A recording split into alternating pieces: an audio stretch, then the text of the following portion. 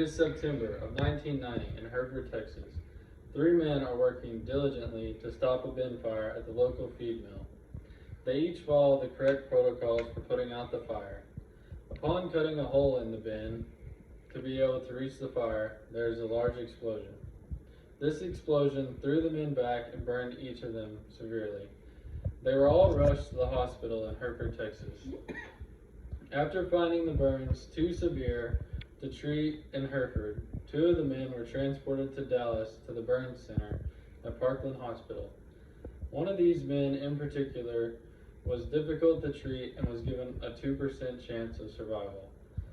Upon multiple skin grafts and 60 pints of transfused blood, this man survived. This man is my maternal grandpa, Sam Allison. Blood donations are what kept my grandpa alive and still hold that importance to all of us who might one day need them. My name is Jacob Weinheimer, and I want to tell you about the importance of blood donations. There are three main things to know about donating blood. The first main point about donating blood is that there is a continuous need. According to the Red Cross, 7,000 units of platelets and 10,000 units of plasma are required a day in the United States.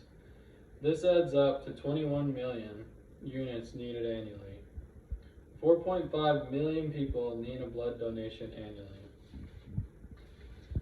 This is someone needing blood every 2 seconds. 1 pint or unit can save 3 lives. The second thing you need to know about donating blood is the reasons why people need the blood donations in the first place. As I described earlier, my grandpa needed the blood because his body sustained so much loss due to excessive bleeding from his burns.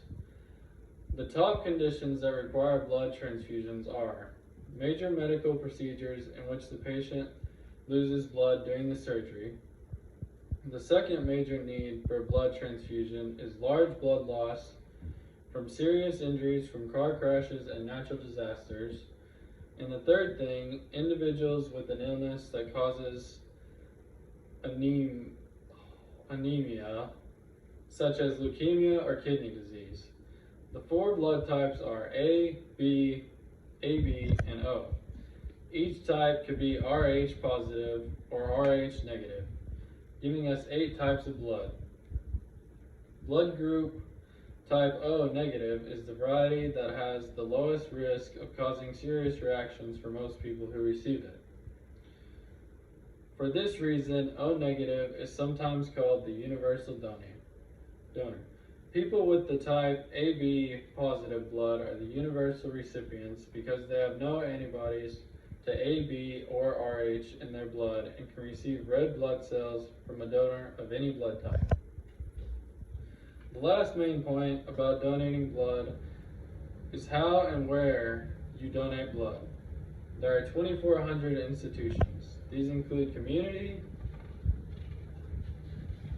regional, and ARC blood centers, hospital blood banks, and hospital transfusion centers.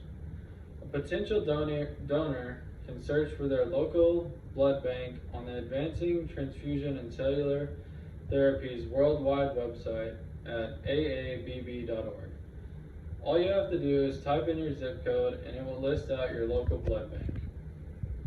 I searched my local zip code and found that my local blood bank is located in Amarillo at the Coffee Memorial Blood Center. 6.8 million people give blood every year. Giving blood requires 1 hour of your time. The 4 steps for giving blood are the following. 1. Reporting medical history. 2. A quick physical. 3. The actual donation which takes 10 minutes. And 4. The snacks. Currently, the COVID-19 pandemic has dramatically reduced the number of donations. With the social distancing requirements, blood drives have been canceled, thus adding to shortages. People are still encouraged to give blood, and blood banks are scanning blood for COVID-19 antibodies. The United States Surgeon General stated, "You can still go out and donate blood. We're worried about potential blood shortages in the future. Social distancing does not mean social disengagement. As I have stated, blood donating is a daily need for our society. I have described how blood donations have affected my family. Remember how many people are required to give blood and how many people need blood donations. Also, I want you to know the health conditions that require blood donations. Lastly, I want you to know where and how to give blood. I encourage all of you to research your ability to give blood, and if you are qualified, I want you to take action and give blood. You could save a life. Thanks again for your time and consideration.